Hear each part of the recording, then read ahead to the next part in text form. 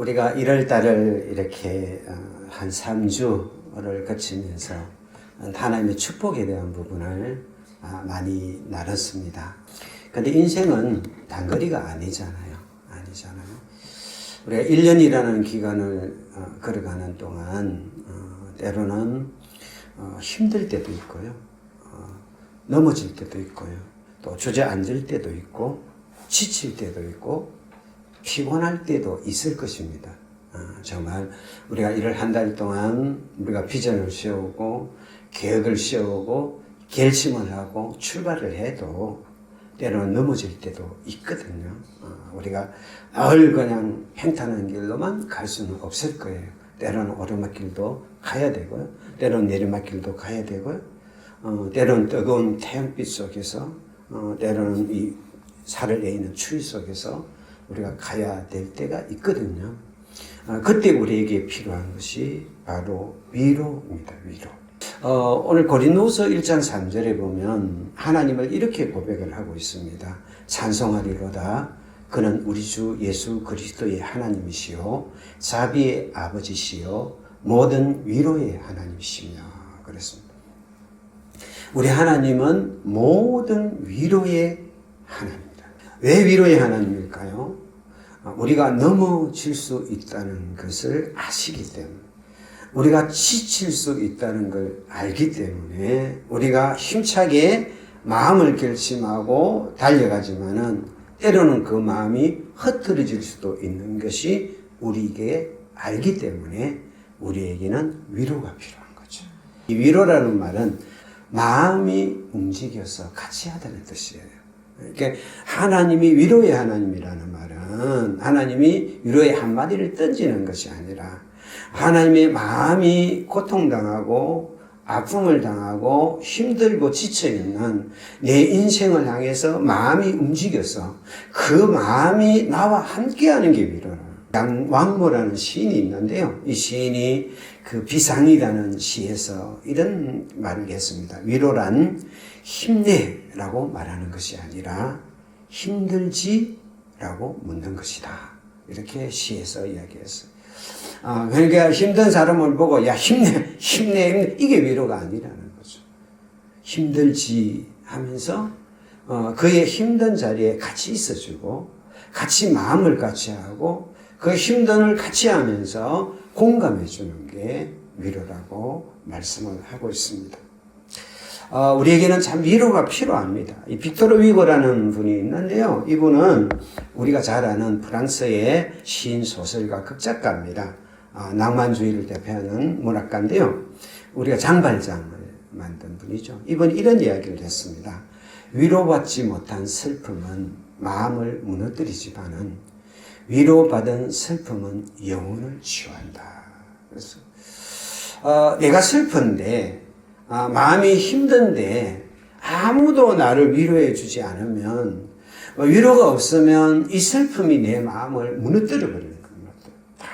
그 슬픔 때문에 내 마음이 망가지고 그 슬픔 때문에 내 마음이 무너지지만은 위로를 받는 슬픔은 그 슬픔 가운데 위로를 받는 슬픔은 우리의 영혼을 치유한다고 그랬어요.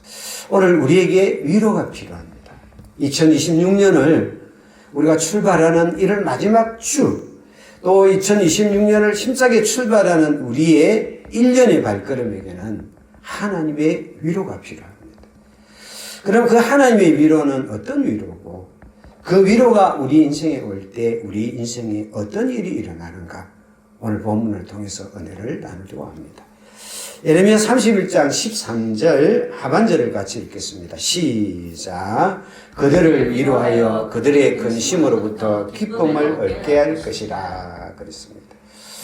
여기 보니까 이 근심이 있습니다. 근심. 이 근심은 야곤이라는 말인데 그냥 단순한 슬픔이 아니라 어떤 사랑하는 사람을 잃어버렸을 때의 어떤 상실감, 그걸 애곡 이런 것을 이 근심 이렇게 이야기하는데, 근심이나 슬픔이나 같은 의미예요. 의미가 같습니다. 원어의 뜻은 같습니다. 그런데 하나님이 위로를 하니까 이렇게 슬픔에 빠져 있는, 상실감에 빠져 있는, 정말 근심에 빠져 있는 우리를 하나님이 위로하니까 그 근심으로부터 우리가 기쁨을 얻게 된다는 거예요. 여러분, 근심은 뼈를 상하게 한다고 그랬거든요. 잠언서에 근심은 우리 뼈를 상하게 해야 돼요. 그러니까 슬픔이 오고 근심이 오면 마음이 우울해지고 마음이 상해버리면 그때보다는 아무것도 하기 싫어요. 아무것도 하기 싫고요. 의욕이 상실돼 버리고, 내 인생은 왜 이 모양이냐, 나는 왜 이렇게 돼 있느냐 하면서 자괴감에 빠지고요. 열등감에 빠지고, 정죄감에 빠지고요. 그렇게 돼요. 그런데 하나님이 위로를 하니까.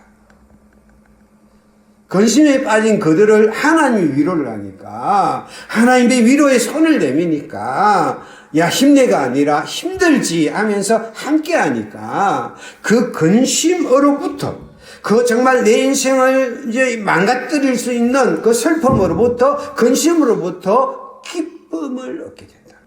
이 말은 무슨 말이에요? 여전히 우리 안에는 근심이 있다는 거예요. 여전히 슬픔이 있다는 거예요. 이게 하나님의 위로라는 건 갑자기, 야, 근심 딱 박차, 슬픔 딱 박자, 이게 아니라 여전히 내 인생에는 근심이 있고 여전히 내 인생은 슬픔이 있는데 그 하나님이 위로를 해주니까 그 근심이 기쁨이 되는 거예요. 근심하는 그 상황이, 근심하는 그 환경이, 근심하는 그 상태가 기쁨이 되는 거예요. 뭐 때문에요? 하나님이 위로하니까요. 빅토르 휴고가 그랬잖아요. 위로받지 못한 슬픔은 우리를 망가뜨리지만, 상처를 주지만, 위로받는 슬픔은 우리 영혼을 치유한다. 영혼을 치유하는 거. 그래서 그 근심에서 기쁨. 이해할 수 없는 거죠. 이해할 수 없는 거. 오늘 이 본문의 배경을 보면 포로에서 돌아온 이야기잖아요. 돌아온 이야기는 그들이 고통한 상상을 초월합니다. 상상을 초월. 그들이 돌아오는 그 길은 약 900km가 넘거든요. 이게 부산을 2번 왕복을 해야 되는 거예요. KTX 타고 다녀도, 막 2번 왕복하면 막 지쳐가지고 허덕거리는데, 옛날에 다 걸어 다녔다. 얼마나 육체적으로 고통스러운지 몰라. 또 정신적으로 얼마나, 지난주 이야기했던 것처럼 내 비파를 그냥 내가 버드나무에 내려놓고 걸어놓고 내가 어찌 노래를 할 수 있겠냐. 막 진짜 정신적으로 피폐한 상황이고 영적으로는 성전이 파괴되어 버렸잖아요. 파괴되어 버렸으니까 거기에서 그냥 영적으로 피폐할 수밖에 없는 그런 고통 속에 있는데 하나님은 그들을 그 고통과 절망 속에 완전히 망가뜨리지 않고 그 안에, 그 포로 생활 안에 에스겔을 통해서 성전의 환상을 보게 만들고 다니엘을 통해서 믿음의 길을 걸어가게 함으로써 그 안에서 기쁨을 누리게 만드시는 분이 하나님인 줄 믿습니다. 할렐루야. 그래서 헨리 나우엔이라는 분이 있거든요. 이분이 뭐냐면 네덜란드 출신 이제 가톨릭 사제예요. 이제 신부인데 우리 이 개신교에게 인기가 많아요. 이분이 인기가 굉장히 많은데 이제 영성 작가고요. 하버드하고 예일대학 교수도 했는데 이분이 쓴 책 중에 유명한 게 상처 입은 치유자입니다. 찬양도 나왔죠. 상처 입은 치유자인데 이분이 이런 이야기를 했습니다. 하나님의 위로는 우리의 상처를 덮는 게 아니라 그 안에, 상처 안에 함께 계시는 것이다. 이게 내가 상처를 받고 고통사고 아파하는데 그걸 덮어주는 게 아니라 그 고통 가운데, 아파하는 가운데, 근심 가운데, 슬픔 가운데 함께 있어주는 거예요. 그게 위로거든요. 여러분, 위로의 하나님이 우리의 슬픔 가운데 함께 계시면 그 슬픔 한가운데 기쁨의 꽃이 피어나게 됐어요. 처음에는 작은 봉우리처럼 처음에는 아주 작은 봉우리처럼 내 슬픔과 고통과 근심을 이해를 못해서 왜라는 질문을 던지고 있는데 아주 작은 봉우리처럼 이게 그 근심과 고통의 의미가 뭔지를 깨닫게 만들고 이것이 점점 자라가지고 나중에는 꽃이 만발하게 핀 것처럼 내 근심 속에 있는 내 인생에 기쁨의 꽃이 만발하게 핀 마치 진흙이에 연꽃이 피듯이요. 하나님의 위로는 근심이라는 우리의 고통의 바다 가운데서 정말 고통이라는 우리의 인생의 바다 가운데서 하나님의 위로는 기쁨의 꽃을 틔우게 만든다. 이래서 이거구나 하면서 뭔지 모르지만은 왠지 모르지만은 그게 기쁨이 피어나게 만드는 게 하나님의 위로라는 거. 할렐루야. 그래서 베드로전서 1장 6절 같이 한번 읽겠습니다. 시작. 그러므로 너희가 이제 여러 가지 시험으로 말미암아 잠깐 근심하게 되지 않을 수 없으나 오히려 크게 기뻐하도다. 여러 가지 초대교회 시험이 많잖아요. 여러 가지 시험이 와가지고 그 때문에 잠깐 근심할 수밖에 없지만 하나님의 위로가 예수 그리스도의 위로가 그 안에 부어져 내리니까 오히려 크게 기뻐하다. 그냥 기뻐하는 게 아니라 크게 기뻐하다. 이거는 하나님을 모르는 사람은 절대 이해할 수 없는 비밀이에요. 이게 하나님을 모르는 사람은 좋은 일이 있어야 기쁘지. 행복한 일이 기쁘지. 아니 저렇게 힘든데 어려운데 상황이 저런데 뭐가 기쁘단 말이냐, 뭐가 즐겁단 말이냐, 그 정신성이 아니냐, 뭐 그냥 자기 착각 아니냐, 뭐 이런 식으로 밖에 못 보는 거예요. 왜? 그 사람들은 하나님의 위로를 모르기 때문에 그래요. 할렐루야. 2026년도 하나님의 위로가 내 인생에 함께하면 내 인생의 상황이 어떠하든지 내 인생의 모습이 어떠하든지 내 인생의 환경이 어떠하든지 하나님은 거기에 기쁨의 꽃을 피울 수 있는 거예요. 아멘. 하나님은 거기서 기쁨의 노래를 부를 수 있게 하시고. 아멘. 할렐루야. 우리가 요셉 알죠? 요셉. 그 노예로 팔려갔습니다. 참 인생이 망가졌습니다. 억울합니다. 그런데요, 성경에는 창세기 39장 3절에 보면 그 여호와가 요셉과 함께 하더라 일어나 놓고 그 3절 같이 한번 읽어봐요. 시작. 그의 주인이 여호와께서 그와 함께 하심을 보며 또 여호와께서 그의 범사에 행동하게 하심을 보았더라 그랬습니다. 보디발이 보니까 노예가 하나 끌려왔는데, 젊은 노예가 끌려왔는데, 그런데 하나님이 함께함을 봤다고 그랬어요. 이게 무슨 말일까? 하나님 눈에도 보이지 않고 아무 안 보이는데, 아니 그 주인이 끌려온 노예한테 하나님이 함께하심을 봤다. 이게 무슨 말일까? 무슨 말일까요? 하나님의 위로가 요셉과 함께한 걸 봤다는 이야기. 너는 노예가 아니야. 너는 꿈의 사람이야. 아멘.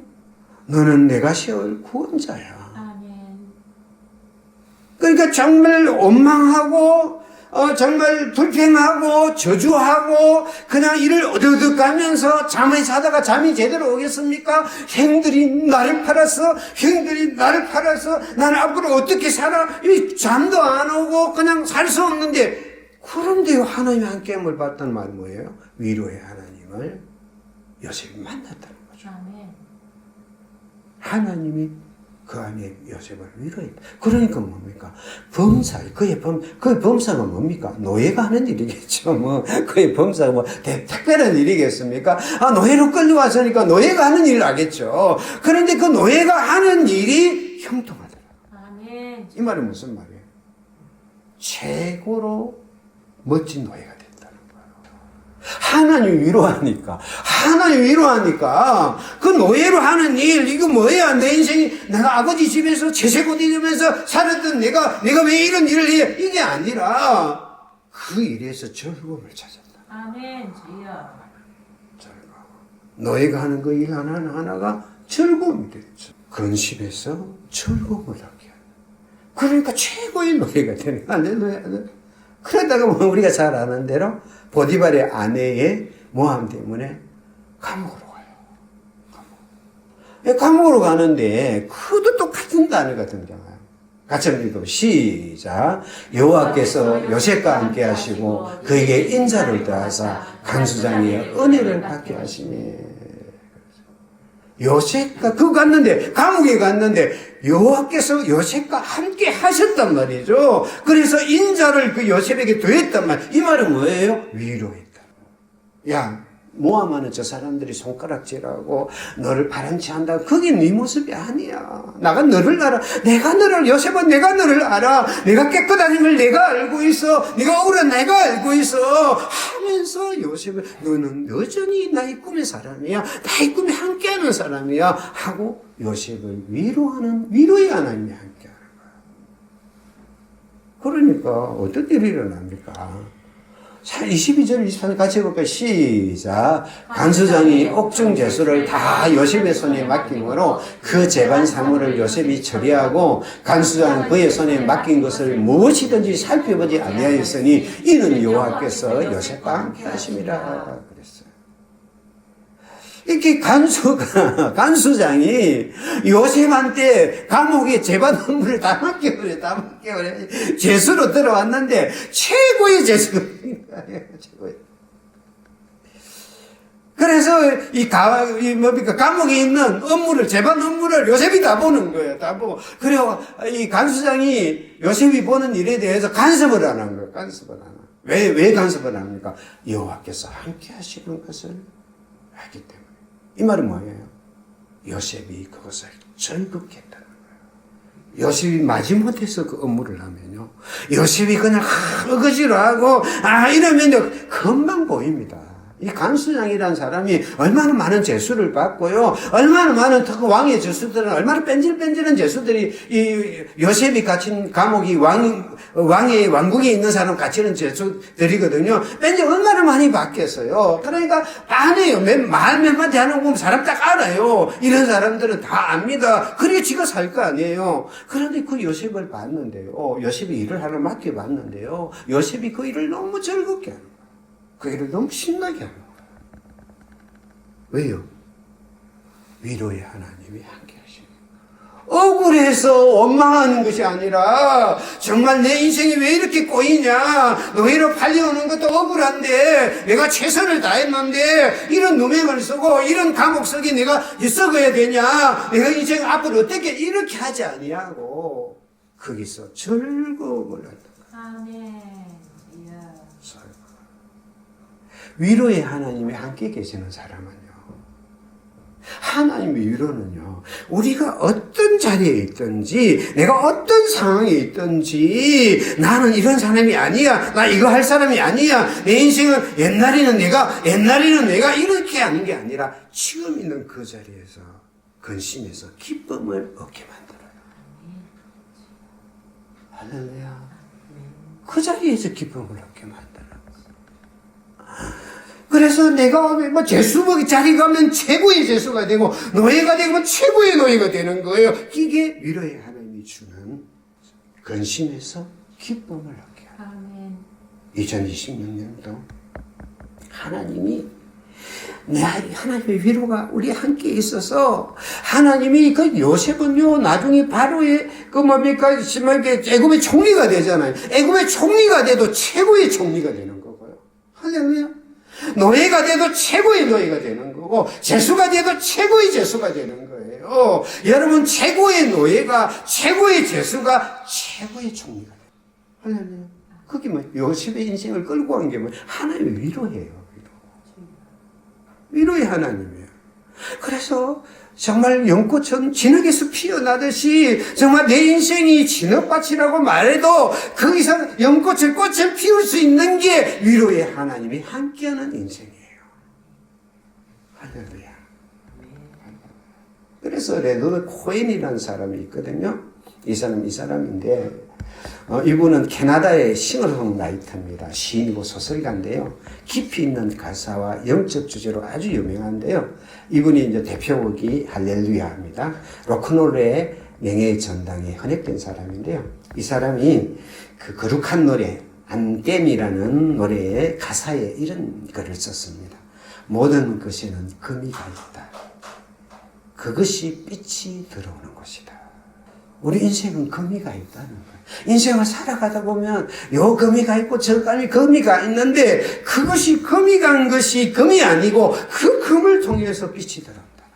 우리의 상처가 있죠. 상처가 나는 이런 상처가 있어. 나는 이런 상처가 있어. 나는 이것 때문에 이 상처 때문에 내 인생은 불행할 거야. 이 상처 때문에 나는 웃지 못할 거야. 나는 이 상처 때문에 내가 어둠 속에 있을 거야. 말하지만은 그게 아니라 그 상처를 통해서 하나님의 빛이 들어온다. 빛이 들어온다. 공부하는 목사님 중에 한 분이 여자 목사님인데 간증을 그렇게 하더라고요.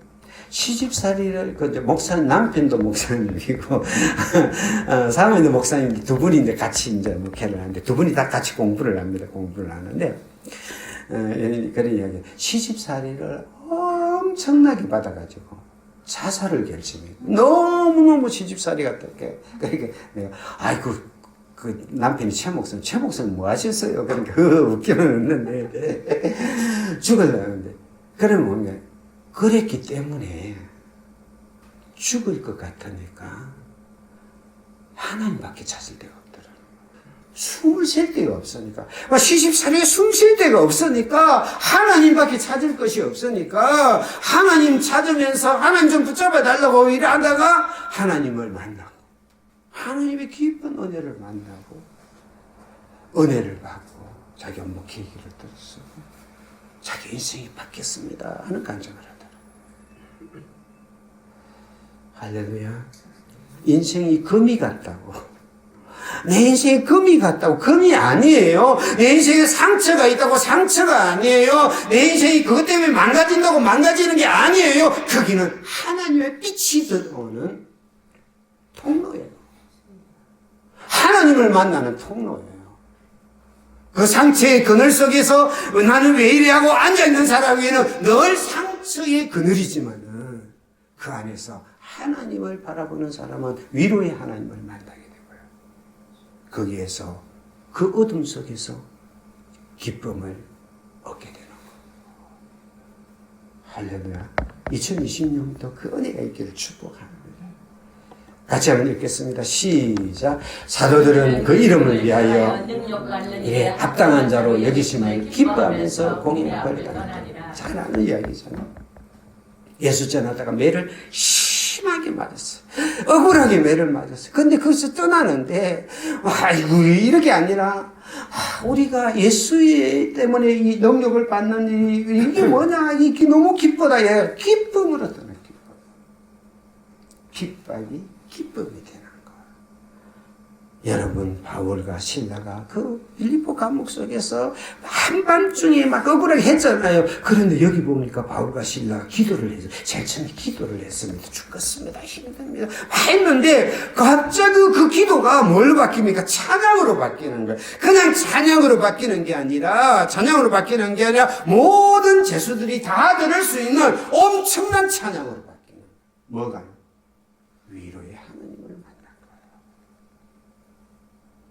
그래서 이 억울한 자리가, 이 고통의 자리가, 이 깜깜한 감옥의 자리가 더 이상 나를 절망하고 나를 낙감하게 만들고 나를 힘들게 만드는 것이 아니라 하나님을 만나는 깊은 은혜의 자리가 되어서 하나님의 은혜를 경험하는 깊은 은혜의 자리가 되어서 크게 찬송하니까 죄수들이 떴더라.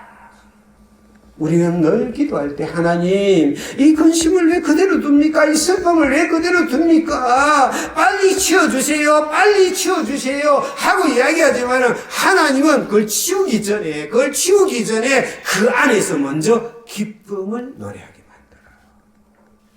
만들어요. 할렐루야.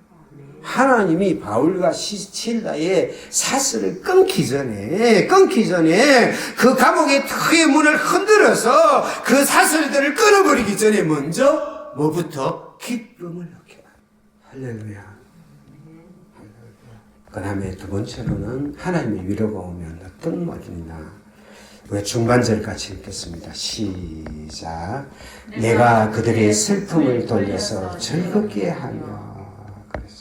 하나님은 하나님의 위로는 그 근심 가운데서 기쁨을 얻게 하는데 멈추는 게 하나님은 전능하신 분이에요. 하나님은 살아계신 분이에요. 하나님의 능력이 하나님이에요. 그래서 그 기쁨과 슬픔 가운데 근심 가운데 함께하면서 즐거움을 얻게 할 뿐 아니라 하나님은 그 슬픔을 돌려서 즐거움으로 바꿀 수 있는 거예요. 이 돌린다는 말은 무슨 말이냐 하면 이렇게 하파크라는 히브리어인데요. 완전히 뒤집어 버리는. 우리가 전을 붙일 때, 이렇게 하잖아. 찍 하다 하면, 이래가지고 휙 뒤집어 버리는 거예요. 왜 내 슬픔이 있는 내 인생을, 슬픔이 해서 울고 있는 내 인생을 하나님은 살아계신 하나님이기 때문에, 전능하신 하나님이기 때문에, 그 슬퍼하고 있는 내 인생을 확 뒤집어가지고 기쁨으로 착 바꿀 수 있어요. 할렐루야. 그냥 아이고 위로받는 정도가 아니에요. 뒤집어버려. 여기 이제 이 단어가 어디 쓰였느냐 하면 창세기 19장 25절에 보면 여호와께서 소돔과 고모라 그 온들을 엎으사 이게 그거예요. 엎으사 이 맞아요. 그러니까 소돔과 고모라 성이 잘 살고 흥청거리고 영원할 것 같은데 하나님 탁 엎어버리니까 순식간에 멸망이 되는 거지. 그 전능한 하나님. 그 신명기에서는 이걸 이렇게 표현합니다. 여호와께서 저주를 변하여 복이 되게. 이게 저주를 팍 이 변화가 엎어버리는 거예요. 팍 엎어버리니까 복이 되고. 저주받은 인생을 팍 엎어버리니까 복이 되는 거예요. 할렐루야. 하나님의 위로는 내 인생의 슬픔을, 이 슬픔은 아까 말한 거 다 전부 애고가는 거예요. 막 감당할 수 없는 내 슬픔을 확 뒤집어가지고 환희와 즐거움으로 바꿔줄 수 있는 분이 하나님이신 줄 믿습니다. 할렐루야. 어거스틴이 그런 이야기를 했습니다. 우리가 잘 알죠? 이분이 고백록을 쓴 분인데요. 이분이 이런 이야기를 했습니다. 하나님은 우리의 눈물을 모아서 기쁨의 샘으로 바꾸신다. 그래서 하나님은 내가 흘리는 눈물을 다 모아요. 내 인생 가운데 함께 계셔서 하나님은 내가 흘리는 눈물 하나를 한가운데 함께 계셔서 내 눈물을 받아요. 내가 흘리는 눈물, 혼자 아파서 우는 눈물, 근심해서 우는 눈물, 상처받아서 우는 눈물, 절망해서 우는 내 눈물을 다 모아가지고 하나님의 위로의 병에 딱 담아가지고 그걸 기쁨의 샘이 되도록 다 만들어. 그래서 내 인생에 기쁨이 샘솟게 만들어주죠. 할렐루야. 이분이 하나님이에요. 여러분, 하나님 살아계셔요. 내가 슬픔 가운데 있을 때는 그 슬픔이 영원한 것 같고 길이 보이지 않는 것 같고 답답한 것 같이 해가지고 나는 여기서 늘 울 수밖에 없어, 나는 울 수밖에 없어 하고 보이지만은 전능한 하나님이 살아계셔요. 그걸 뒤집어서 순식간에 기쁨으로 바꿔놓을 수 있는 거예요. 할렐루야. 10편 30편 11절 같이 볼까? 시작. 주께서 나의 슬픔을 변하여 춤이 되게 하시며 나의 베옷을 벗기고 기쁨으로 띄우셨나이다. 이 변화라는 말이 뒤집어버립니다. 내 슬픔을 뒤집어서 춤이 되게 하고 내 슬픔의 베옷을 벗기고 기쁨으로 띠를 띄우시고 2026년도 하나님은 우리 인생의 슬픔의 자리를 기쁨으로 뒤집는 은혜가 있을 줄 믿습니다. 할렐루야. 요한복음 16장 20절 같이 읽겠습니다. 시작. 너희는 슬퍼하겠으나 너희 슬픔이 도리어 기쁨이 되리라. 하나님 주님은 우리의 슬픔을 뒤집어서 기쁨이 되게 만드시겠다고 약속합니다.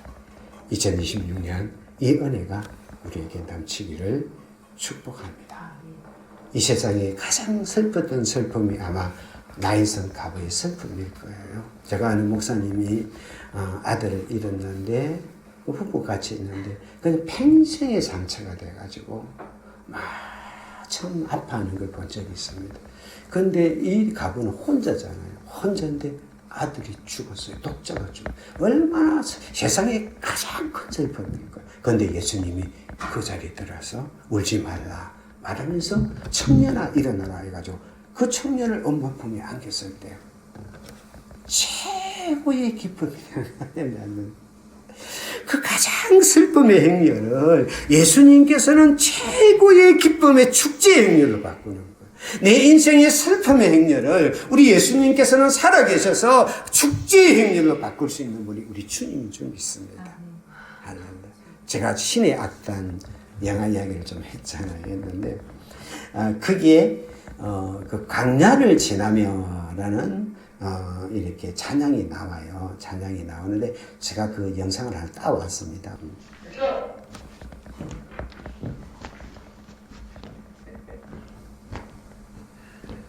영화 속의 한 장면입니다.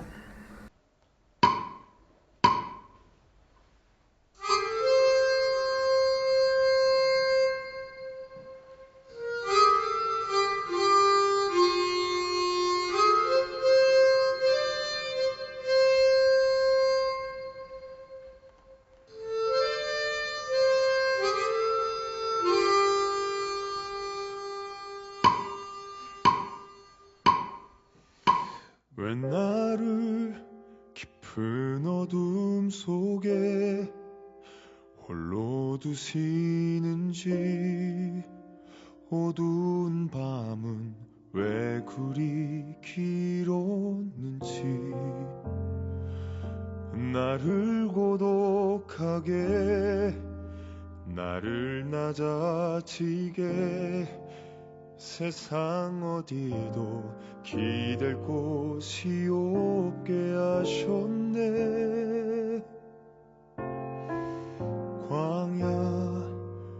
광야에 서 있네.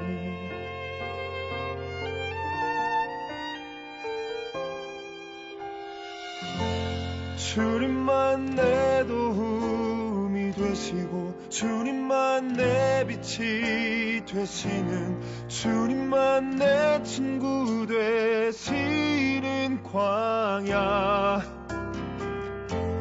주님 손 놓고는 단 하루도 살 수 없는 곳 광야.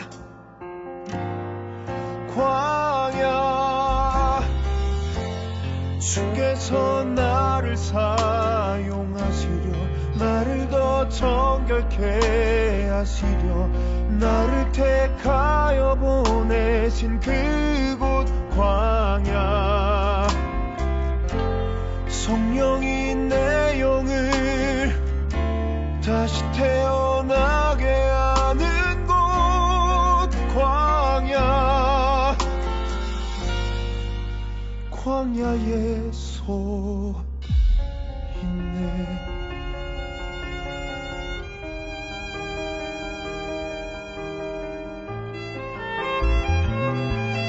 광야.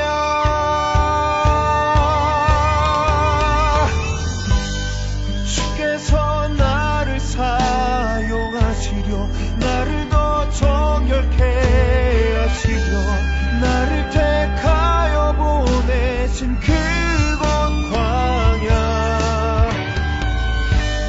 성령이 내 영을 다시 태어나게 하는 곳 광야. 광야에 서 있네.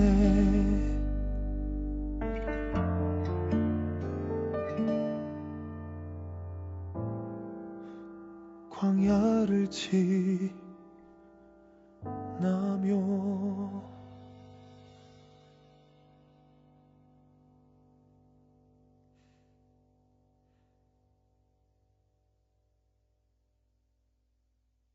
이게 이제 이 배우가 여기서 약간 악역 비슷한 걸 하는 배우인데 이 노래를 부르면 이제 주님을 만나는 이제 이런 어떤 클라이막스의 부분인데요.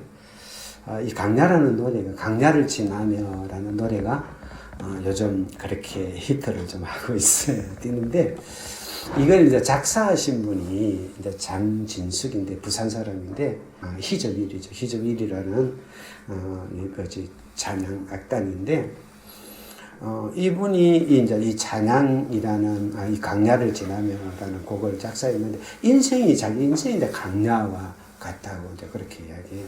근데 이분이 이제 새롭게 하소서에서 이제 간증을 하는데, 이게 이제 굉장히 이제 아버지가 일찍 이제 돌아가시고 엄마가 이제 자기들을 키웠는데 그렇게 힘들게 하고 또 공부할 때도 그렇게 힘들고 했는데 이제 결혼한 이야기를 거기서 하는데 참 은혜가 되더라고요. 이분이 이제 그 대학원 다닐 때 이제 같은 교회에서 이제 교제하는 형제가 한 사람이 있었는데 이제 의사를 하고 있는데 그래서 그 형제도 이제 교회에서 아주 칭찬받고 부모도 아마 교회 다닌 것 같아요. 근데 그 부모님이 그렇게 반대를 한 거예요. 4년을 이렇게 교제를 했는데, 반대를 했는데, 얼마나 반대를 하느냐 하면, 이제 오게 해갖고, 그 시아버지 되는 사람, 되려고 하는 사람이 불러가지고, 며느리 자격, 이래가지고, 읽어주더래. 키가 커야 되고, 돈을 이렇게 의사를 할 적에 돈이 많아야 되고, 근데 자기한테 없는 자격을 10가지인가 적어가지고, 그 앞에서 막 읽어주면서, 너는 내 아들, 며느리의 자격 없다. 그러면서 괴롭힌 거예요. 그러니까, 그만둬야 되는데, 그 형제가 너무 이제 이 자매를 사랑하니까, 야, 우리가 조금만 견디자. 이렇게 해가지고 4년을 이제 그 반대 속에 간 거예요. 이제 결정적으로 이제 헤어진 계기가 뭐냐면, 이제 이 부산에 있는 모양의 그 부모들이 그 부산에 있는데 그 엄마를 만나자고 불러가지고 그 엄마가 드디어 상견례 하는가 보다 하고 갔는데 그 앞에서 얼마나 딸이 자기 아들하고 안 어울린지를 쏟아부었는지 막 벌벌 떨면서 나온 거예요.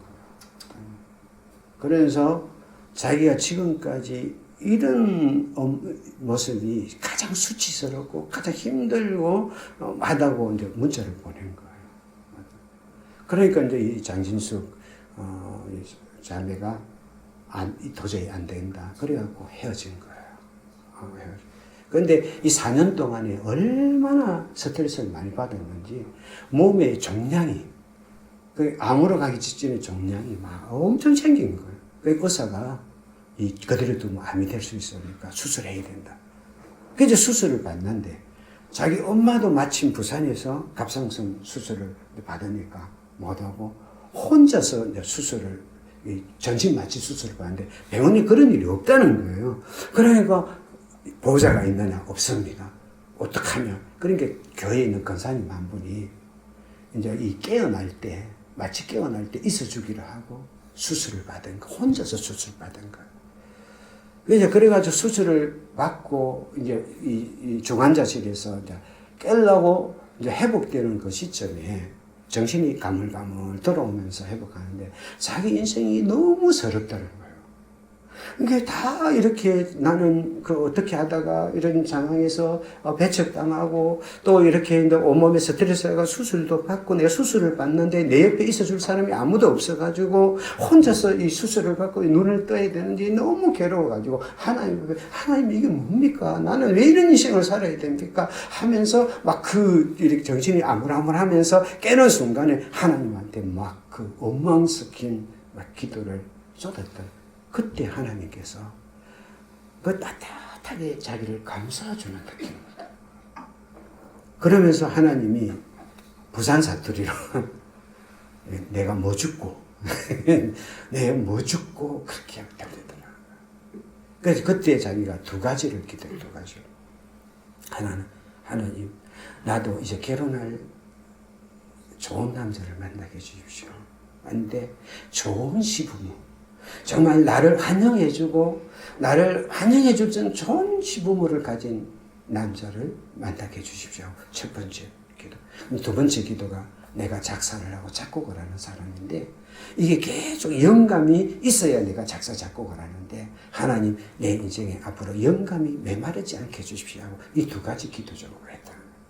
그리고 이제 퇴원을 했어요. 퇴원을 했는데 그때 이제 이 수술을 하다 보니까 보험금이 나온 거예요. 이 보험금이 나와가지고, 그래가지고 이제 그동안 이제 작곡을 하고 이러면서 집에 아주 그름한 키보드를 갖고 했는데, 보험금이 꽤 됐는 모양이에요. 요 갖고 좋은 이제 이 뭡니까 건반을 하나 사야 되겠다. 그래갖고 중고나라를 뒤져보니까 자기 마음에 딱 드는 그 건반이 하나 있는 거예요.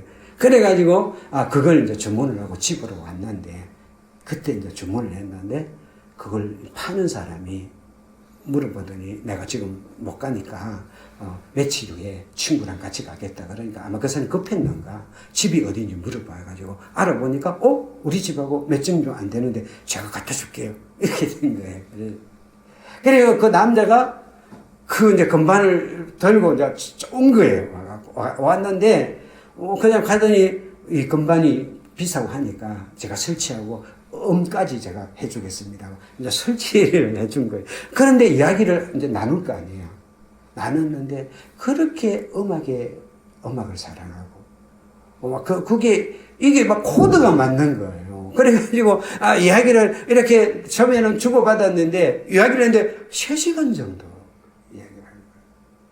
그래가지고 서로 이제 연락을 되다가 그 남자하고 결혼을 했어요. 지금 남편이 됐는데 알고 보니까 그 남자의 아버지가 그 대장금 이 드라마 감독 있잖아요. PD 대장금이랑 한 이병훈 감독이에요. 그게 시아버지. 그래서 나중에 결혼식을 할 때는 하나님이 얼마나 그냥 이게 축복을 해줬는지 그 기라성 같은 배우들이 와가지고 막 하고 축가를 누구의 우리 그 CCM 가수 중에 했던 소향이가 축가하고 막 이래 한 거예요. 그러면서 이제 그 이야기를 그 시아버님이 지금도 그런다 말이야. 딸아, 애야, 너는 우리 가정의 햇살이다. 했어요. 이게 너무 좋아요. 너무 좋아하면서 막 그래가 지금은 이제 남편하고 같이 이제 희주일 하고 있는데 그 감정을 듣는데 그런 생각이 드는 거예요. 야, 우리 하나님이 우리의 슬픔을 기쁨으로 바뀌어주는 참 이 역사라는 게 우리가 상상할 수 없을 방법으로 우리를 바꿔줄 수 있구나. 그런 은혜가 제가 이 감정을 듣는데 들더라고요. 여러분, 우리 하나님은 살아계세요. 할렐루야. 살아계세요. 전능하신 하나님이에요. 우리의 인생의 어떤 깊은 슬픔도 어떤 깊은 기쁨으로도 바꿀 수 있는 분이 하나님이에요. 역전시킬 수 있는 분이 하나님이에요. 팔을 뒤집을 수 있는 분이 하나님이에요. 그 하나님이 2026년도 우리의 삶에 함께 계실 줄 믿습니다. 할렐루야. 찬양을 하나 했으면 좋겠는데 내 손을 주께 높이 듭니다. 잔소리 없어요.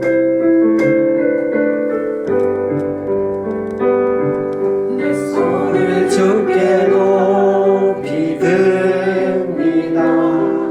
내 찬양 받으실 주님,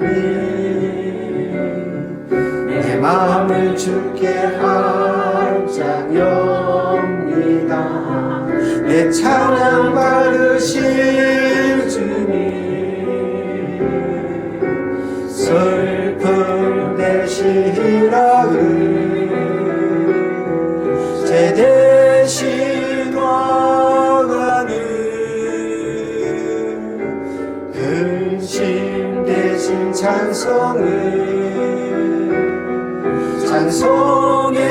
옷을 주셨네. 말씀을 정리하겠습니다. 에레미야 31장 13절 상반절 보겠습니다. 시작. 그때 처녀는 춤추며 즐거워하겠고 청년과 노인은 함께 즐거워하리니. 할렐루야. 이 하나님의 기쁨은 그냥 기쁨이 아니라 최고의 기쁨, 춤추는 기쁨을 우리에게 주시고 있습니다. 2026년도 하나님이 슬픔을 바뀌어 기쁨으로 바꿔주실 때 정말 춤을 추는 것 같은 기쁨이 여러분에게 넘치기를 축복합니다. 그래서 춤이라는 게 뭡니까? 기쁘다 이런 정도가 아니라 그 기쁨이 내 안에 움축돼 가지고 그게 터트려지면서 온 몸으로 영광을 돌리는 게 춤이지 않습니까? 그래서 2026년은 춤추는 것 같은 하루하루 춤추는 것 같은 우리의 일생이 되기를 축복합니다. 할렐루야. 기도하겠습니다. 사랑하는 하나님의 은혜를 감사를 드립니다. 오늘도 주님께서 우리의 인생을 위로하여 주셔서 우리와 함께 계심으로 근심 가운데 기쁨을 얻게 만드는 2026년이 될 줄 믿습니다. 우리 하나님께서, 우리 위로의 하나님께서 함께 계셔서 우리의 슬픔을 뒤집어 기쁨으로 완전히 역전시키는 한 해가 되게 하여 주시옵소서. 그래서 그 하나님의 위로 속에서 당당하게 승리하며 걸어가는 한 해가 되게 하옵소서. 예수님 이름으로 기도드립니다. 아멘.